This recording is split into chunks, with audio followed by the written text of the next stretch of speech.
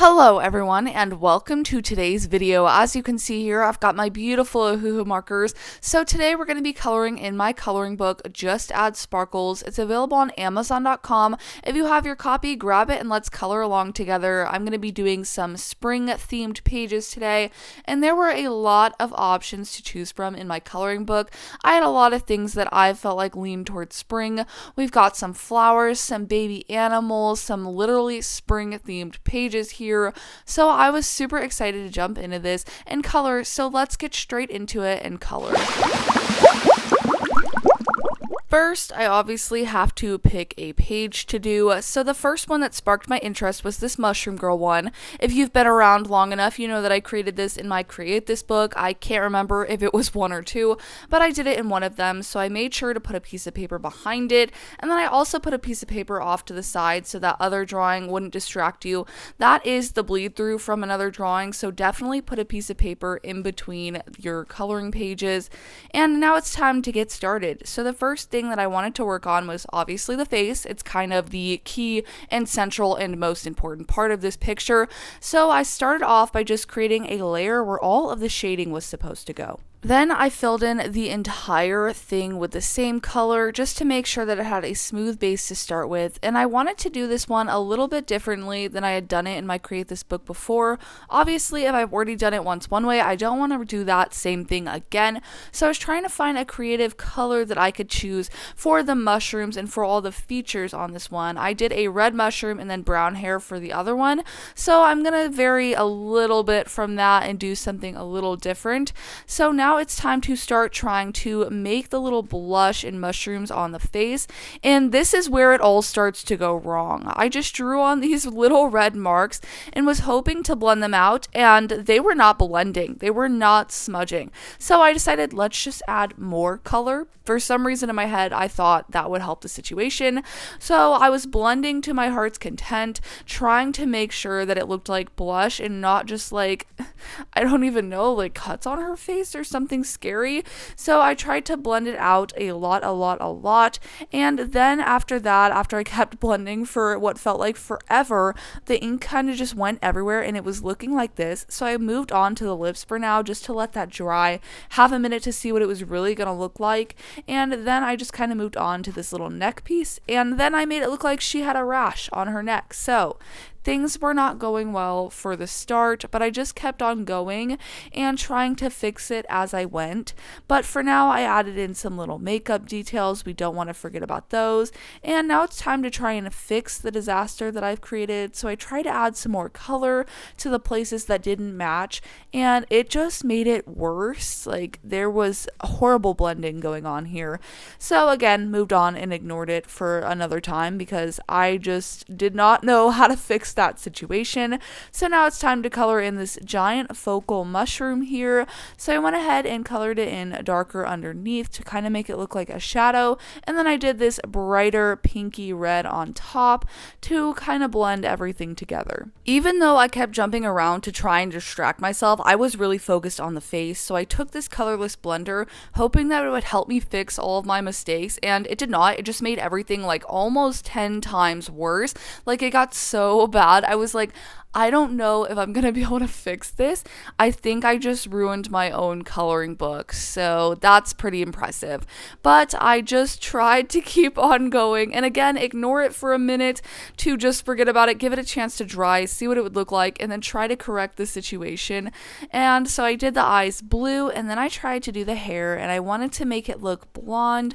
So I took this color, which I found is the perfect shade for blonde hair. It's called Hazelnuts, and I think it just makes the prettiest shade of blonde, makes it look a little more natural than a yellow or anything like that.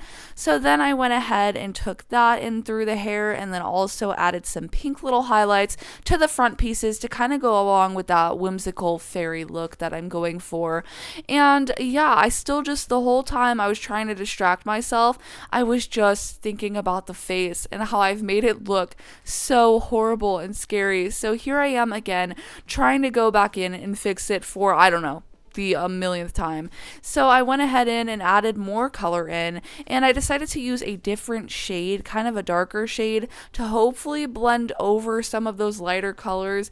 And it still wasn't looking great. I mean, it was looking kind of scary still, but I just decided hopefully it will dry better, and there's only so much I can do at this point. Layering ink on top of ink on top of ink is probably only going to make the situation worse. So I tried to ignore it for now and just focus on all of the other beautiful parts of this coloring book.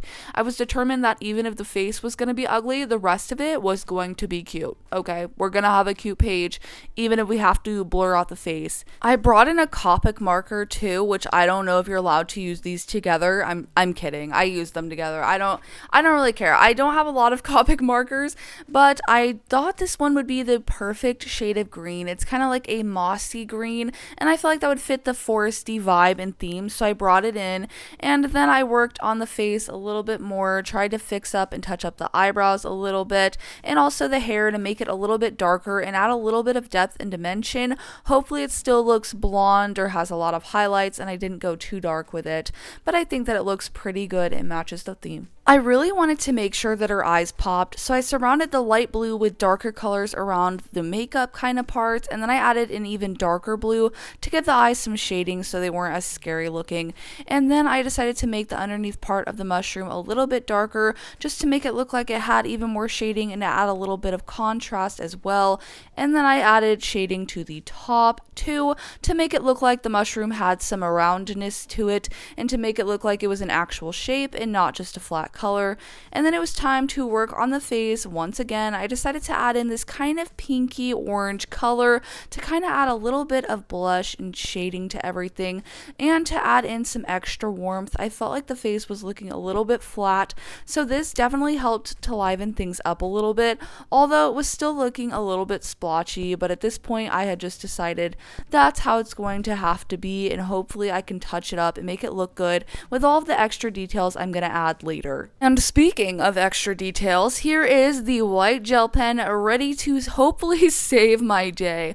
So it's time to add in all of the white little spots to the face. It kind of looks like, she is part mushroom. That's the goal for this drawing and for what I tried to color in. So I went ahead and added in a whole bunch of white dots to her face, and then it was time to add in all of my highlights, and I used this pen and kind of blended it out in certain areas to add in some highlights. How I blended it was just with my finger. I just kind of smudged it while it was still wet to kind of make it have a little softer of an effect. And then I added white gel pen everywhere, but hopefully tastefully. Sometimes I know I get a little bit out of hand and add too much white gel pen, if that's possible. I'm not sure that it's possible, but I know that sometimes it gets a little bit overwhelming. But for this one, I really felt like the white gel pen made it and saved the day and made it look so much better. So then I just added in a little bit more depth to the shirt because I felt like it was lacking compared to everything else. And then this one was completed, and I think that it looks so good. I still think the face is a little bit splotchy in areas, but overall I think I managed to save it. And I love all of the colors and the contrast of the red and the green and the beautiful pink streaks in the hair. So now it's time to move on to the next drawing, and I'll show that one again later. But now I'm going to work on this drawing, which is literally so spring. It's got bunnies, butterflies, baby ducks. I mean, it doesn't get more spring than this right here. So let's just start coloring this one in. I'm starting off with this little baby duck first, and I'm going to treat them all like individual pictures and kind of jump around from there. I don't know about you, but I am literally so excited for spring. It wasn't particularly a hard winter where I'm from. However, I'm just ready to see the sun. I'm ready to go outside. I'm ready to see cute little baby animals like this cute little baby duck here. And so I'm really excited about it. But let me know, are you excited for spring, and what is your favorite season? But I love all of the colors of spring and the themes of spring. I think it's got some really cute aesthetics and imagery. So I'm really looking forward forward to that, and I'm feeling a little bit more inspired in my art again. It's crazy how connected I feel to the seasons. But I continued to color in. I decided to kind of block color everything out. I didn't go too detailed because I knew there would already be a lot going on, because there are so many individual pictures in this that I have to make look like they go together. So I really wanted to try and use colors to try and keep the theme cohesive and make sure that they all looked good together on the same page. But you also can't use the same 3 colors. I mean, you could, but then it would be really repetitive. I still wanted it to be different and interesting, but I still wanted there to be a lot of different colors that somehow looked like they all went together.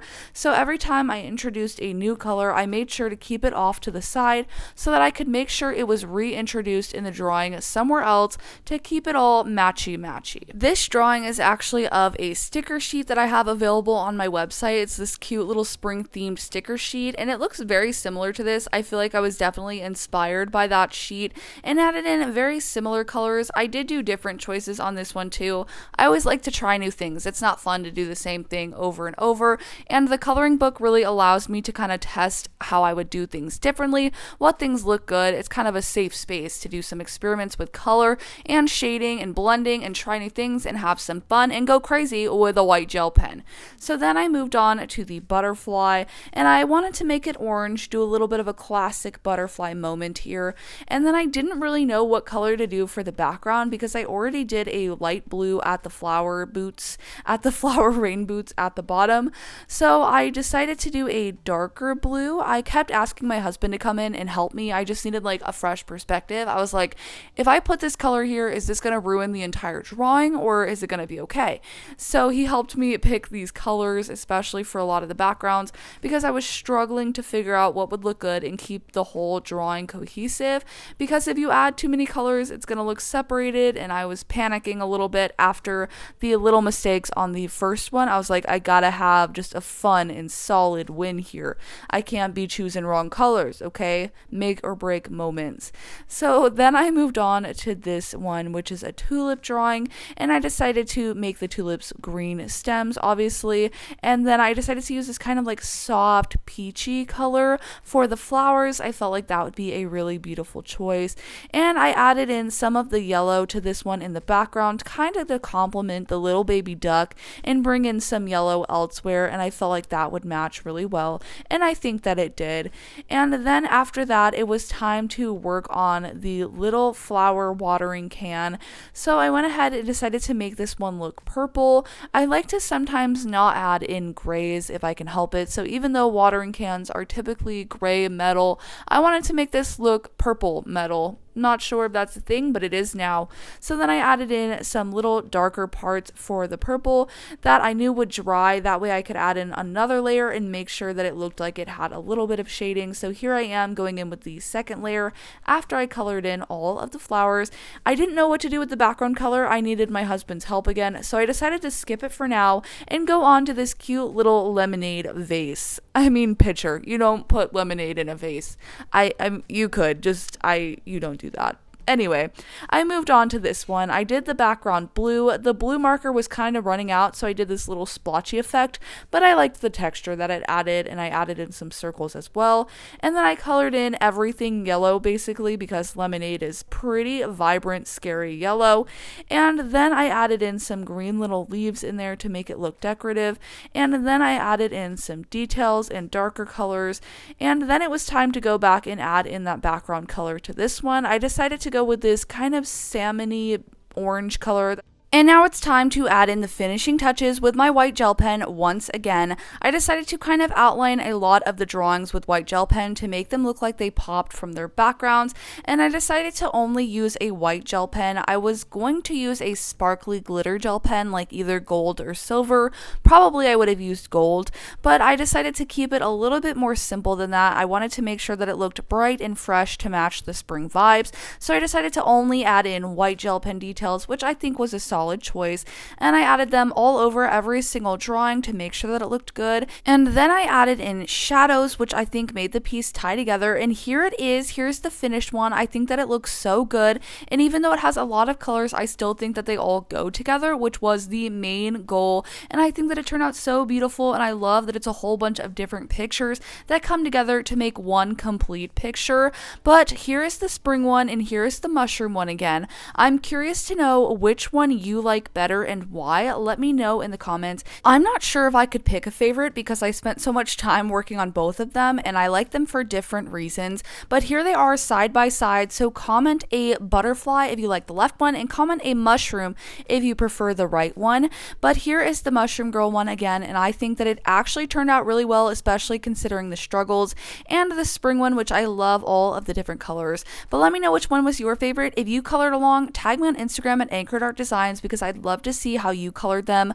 And you can get this on Amazon.com. It's called Just Add Sparkles, so you can color along too. There are 50 coloring pages, so I'm just scratching the surface, so be sure to subscribe so that you don't miss me coloring in this entire coloring book. I'm so grateful to add these additions today and to add in some little spring vibes that are really making my day feel 50 times brighter. So thanks for watching. Like and subscribe if you haven't already, and definitely get this coloring book if you want to just add sparkles too. Thanks for watching, and I'll see you in the next one. Now it's time to clean up all of my markers.